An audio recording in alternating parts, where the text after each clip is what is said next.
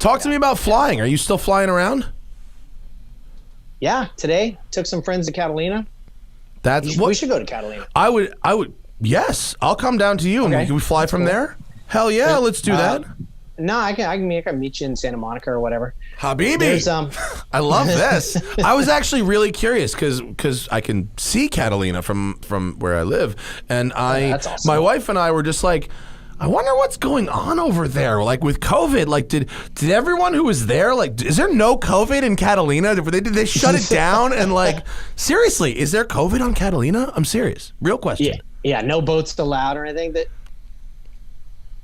No, what is allowed over there? I haven't been. What's the deal?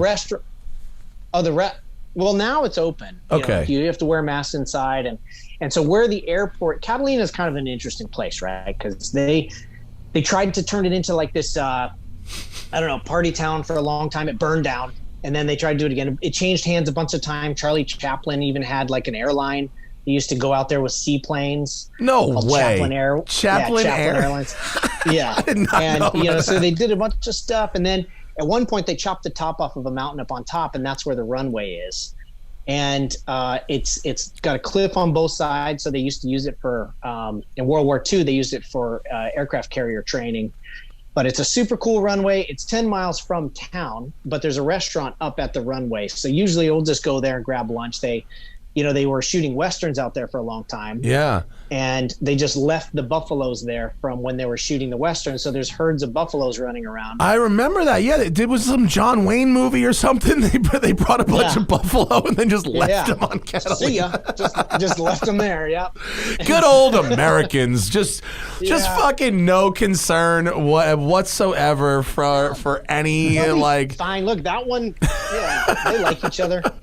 That's amazing. It's all good. But it's a really cool runway. Zach's got a photo up of it, just on the top of. Yeah.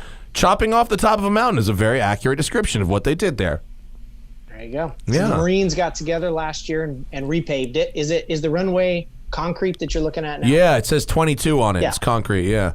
Wait, so 10 miles from town. So can you get a taxi or something into town? What do you do? Yeah, there's a Jeep. There's a Jeep that runs you back and forth if you want. I've got two bikes in the hangar up there too. Yeah, if you feel adventurous. That is the move. Yep. The move is to leave a mountain bike there, or an e-bike, and to do it that way. Yeah. Yeah. Yes. And then you can throw it on the bus to come back up. Oh, see, I'm about that. Dude, can we do that? That sounds like a lot of fun. Dude, it is. I'm loving the flying thing. I don't want to spend too much time on it, but it's been. What do you mean? There's a long format show. Fucking spend time on it. What do you mean? Let's go. Here we go. I brought a chart actually. Yeah. It's what type of plane are you flying? So I have a Bonanza. It's called a Bonanza F-33A. F-33A? Zach, can you give me a picture of that so I can see what we're looking at? I think there's pictures on Tanner Foust on Instagram, of course. I think you've got, is it like gray and silvery colored? Yeah. Silver, blue and black. Yeah, it looks good. Go down. There it is. It's a great looking livery. Did you buy it like that or have it painted by like Troy Lee or something? I had it painted, by a paint shop in Corona. Sick. But it's been a great adventure, and it you'll see when we go that Catalina's 12 minutes. It's like but if you have like work to do, we're always working in the desert, right? You go to Mojave or Inyo Kern or whatever. It's just a half hour skip and jump around to those, and it's fun too. Yeah, because you're busy in the air over LA because there's a lot of metal up there flying around. So the time just kind of clicks by. I've been thinking about doing this little short form show. Actually, I haven't really talked to too many people about it, so this seems like a good time to talk about it. But you probably, like me, get asked to come drive people's cars randomly. Like, hey, I got this. It's the bane of my existence. Constantly. All the time, right? Yes, I got this Hellcat, and they send you a picture with this blower hooked out of this Hellcat hood or whatever. So I'm going to hop in my plane, and I'm just going to go drive a bunch of these freaking cars. I think it sounds really fun. Just show up at these people's houses and Well, that sounds fun. I think it sounds like a fun bit, actually.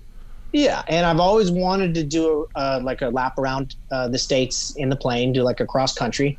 Furthest I flew was to that Nebraska gig. You flew to that? That's awesome. Oh, yeah. How far? So what was your flight path to Nebraska? You can't do that in one. No, I went to Colorado Springs and got fuel and then continued on. What was the overall like flight time?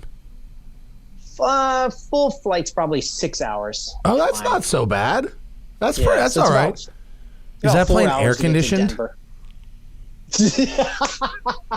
I wish today it was. No, it's not. It's not. Oh man. No. So it gets once once you get up in the air high enough, it's cool. But I do have like this little ice box that blows cold air if you're like sitting on the taxiway for a while. Yeah. No, I'm not worried about the Catalina flight, but I was thinking about you for 6 hours. Like, oh man, without air conditioning, that's a long 6 hours. You're probably sweaty when you're good. No, I was on oxygen and up at like 15,000. I was going over the Rockies, so I was way the hell up there. Oh, and you had to go oxygen mask for that? You put oxygen on. Oh, that's cool. Cool. Yeah, how interesting. You try to stay below the altitude you need it, but sometimes if it's windy and you want to get out of the bumps, over those Rockies, you just got to do it.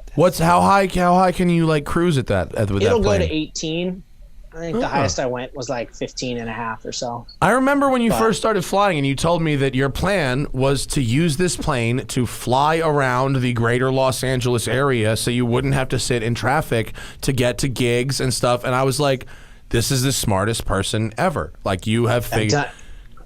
I've gone to meetings and landed in... Like, what a lot of people don't know is these FBOs is what they're called, which is like the terminal for the small planes. Sure, big ass jets roll in there, but there's also the guys like me that have like a tractor with wings and pull on in. And a cool paint job. Don't sell yourself short, bro. Yeah, a cool paint job. I go in there, this guy's ordering 6,000 pounds of fuel. I go in there, I'm like, top it off. I think it'll take 4 to 5 gallons maybe. Can I borrow your car? And, they have a car to use at these. So it's called a crew car. Yeah, for the, when, John Travolta's crew needs to get to the hotel, they borrow a car. Or if you buy more gallons, then you get to use it. Oh, okay. So now you go to your car. So you go to. Sorry, go ahead. You go to your meeting. You go to your lunch, and then you head out. You usually get the car for a couple hours. I mean, it's a pretty sweet deal. And does it save time with no traffic after you get the plane out and warm it up and all that stuff? Probably not. But if there's even a stitch of traffic on the highway, it's a big time saver, and it's just awesome. Well, it's got to be fun, but as someone who does not, I tried it once. I loved it. My wife got me a lesson a couple years ago. I did the 90-minute thing at a Santa Monica airport. My instructor was like 19, right? and I really enjoyed it. I had a great time. It was very intuitive. If you're good at driving a car, you can fly a plane, basic one, without much trouble. It works just like you think it does.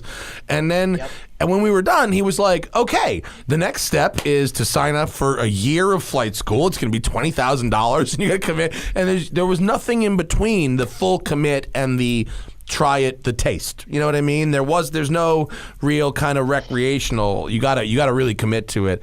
But it really seemed like the one way I didn't understand your time saving math was, don't you have to do this whole checklist thing every time you fly the plane? Or if you're using it every day, is that a little more flexible?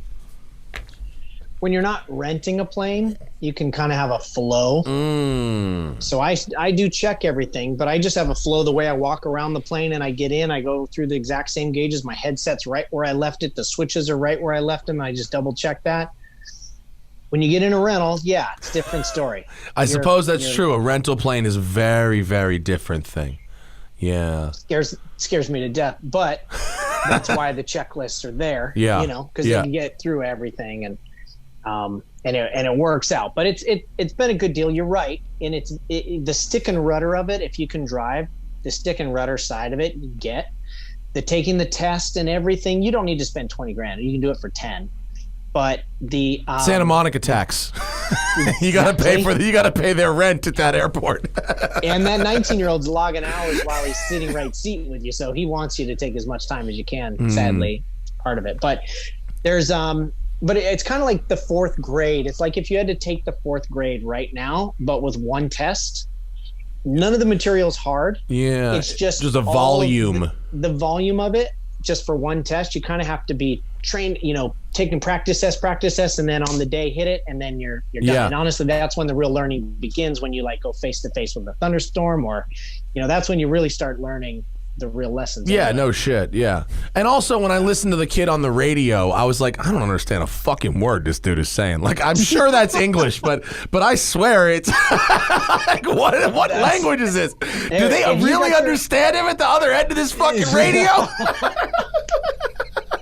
If you got your pilot's license in Santa Monica, you could talk on the radio anywhere in the world, just about. Really? Yep. Why is that? Because it's so busy in the LA basin and the chatter that you had to endure, you know. Most pilots, they cut the grass in their lawn in Kansas, get a plane, take off from their yard, and never talk on the radio to air traffic control. They never have to do any of that stuff. So they kind of get nervous about going to the city. But if you do it the other way around, man, it's easy. That's a good point. That's a good point. I learned in John Wayne, and it's pretty busy down here. But it makes you kind of fearless to just go to San Francisco or wherever, you know. Not that you need to get specific, but is the overall cost similar to like high-end sports car, or does it totally dwarf any car that you could pretty much have to, you know? Not that expensive. You don't have to do it for that much money. I mean, to get to the nuts and bolts of it, and believe me, when I show up to work and a couple of my pilot buddies are there and somebody says that I flew to work, you're the douchebag.